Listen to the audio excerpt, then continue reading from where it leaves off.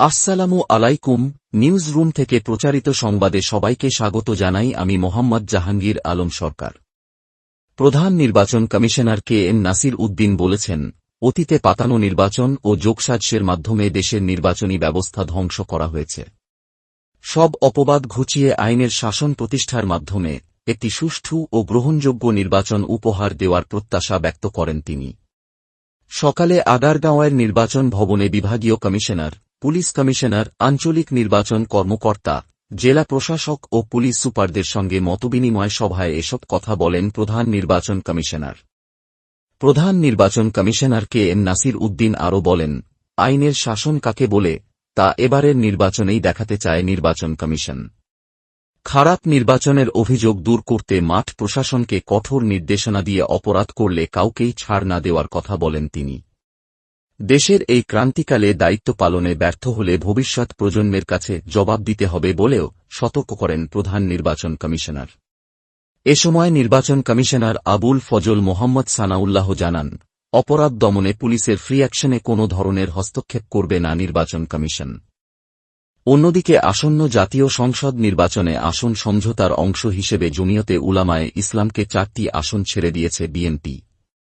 এসব আসনে ধানের শীষ প্রতীক থাকবে না। দুপুরে গুলশানে দলের চেয়ারপারসনের রাজনৈতিক কার্যালয়ে আয়োজিত সংবাদ সম্মেলনে বিএনপি মহাসচিব মির্জা ফখরুল ইসলাম আলমগীর জানান, নীলফামারী, নারায়ণগঞ্জ 1, সিলেট 5 ও ব্রাহ্মণবাড়িয়া 2 আসনে খেজুর গাছ প্রতীকে ভোট চাইবেন জমিয়তের প্রার্থীরা। শরিক ও সমমনা দলগুলোর সঙ্গে শিগগিরই আসন সমঝোতা চূড়ান্ত হবে বলেও জানান তিনি। দলের সিদ্ধান্তের বাইরে গিয়ে কেউ স্বতন্ত্রভাবে নির্বাচন করলে তার বিরুদ্ধে সাংগঠনিক ব্যবস্থা নেওয়ার হুঁশিয়ারিও দেন বিএনপি মহাসচিব। এদিকে ভারতের রাজধানী নয়াদিল্লিতে বাংলাদেশ হাইকমিশনের সামনে বিক্ষোভ করেছেন উগ্র হিন্দুত্ববাদী সংগঠনের সদস্যরা। বিশ্ব হিন্দু পরিষদ ও বজরঙ্গ দলের নেতৃত্বে আয়োজিত ওই বিক্ষোভে ব্যারিকেড ভেঙে হাইকমিশনের ভেতরে ঢোকার চেষ্টা করা হয়। ময়মনসিংহে এক হিন্দু যুবক হত্যার প্রতিবাদে এ বিক্ষোভ হয়েছে বলে দাবি করা হয়। পরিস্থিতি নিয়ন্ত্রণে দিল্লি পুলিশ ও প্যারামিলিটারি বাহিনী মোতায়েন করা হয়েছে। শিলিগুড়িতে বাংলাদেশের কূটনৈতিক স্থাপনায় হামলা ও ভাঙচুরের ঘটনায় গভীর উদ্বেগ জানিয়েছে পররাষ্ট্র মন্ত্রণালয়। ঢাকায় নিযুক্ত ভারতীয় হাইকমিশনার প্রণয় ভার্মাকে তলব করে এ উদ্বেগ জানানো হয়। ঘটনাটিকে পূর্বপরিকল্পিত সহিংসতা ও ভয়ভীতি প্রদর্শন বলে উল্লেখ করে তীব্র নিন্দা জানায় বাংলাদেশ সরকার। এদিকে প্রায় 18 বছর পর আগামী বৃহস্পতিবার লন্ডন থেকে দেশে ফিরছেন বিএনপির ভারপ্রাপ্ত চেয়ারম্যান তারেক রহমান। আগামীকাল বুধবার রাতে তিনি ঢাকার উদ্দেশ্যে হিথ্রো বিমানবন্দর ত্যাগ করবেন। তার আগমনকে কেন্দ্র করে হযরত শাহজালাল আন্তর্জাতিক বিমানবন্দরে সর্বোচ্চ নিরাপত্তা ব্যবস্থা নেওয়া হয়েছে। নিরাপত্তাজনিত কারণে বুধবার সন্ধ্যা 6টা থেকে বৃহস্পতিবার সন্ধ্যা 6টা পর্যন্ত যাত্রী ছাড়া দর্শনার্থীদের প্রবেশে নিষেধাজ্ঞা দিয়েছে বেগচক।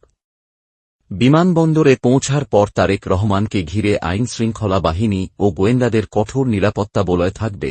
সাধারণ প্রবেশে কড়াকড়ি আরোপ করা হয়েছে। এদিকে র্যাবের টিএফআই নির্যাতন মামলায় শেখ হাসিনাসহ 17 জনের বিচার শুরুর আদেশ দিয়েছে আন্তর্জাতিক অপরাধ ট্রাইব্যুনাল। অন্যদিকে বগুড়ায় অপহৃত ব্যবসায়ী পিন্টু আকন্দের লাশ উদ্ধার করেছে পুলিশ। ঘটনায় ব্যবহৃত মাইক্রোবাসসহ কয়েকজন আটক। সর্বশেষে খবর জানতে নিউজ রুম সংবাদ দেখুন এবং সাবস্ক্রাইব করে আমাদের সঙ্গেই থাকুন। ধন্যবাদ।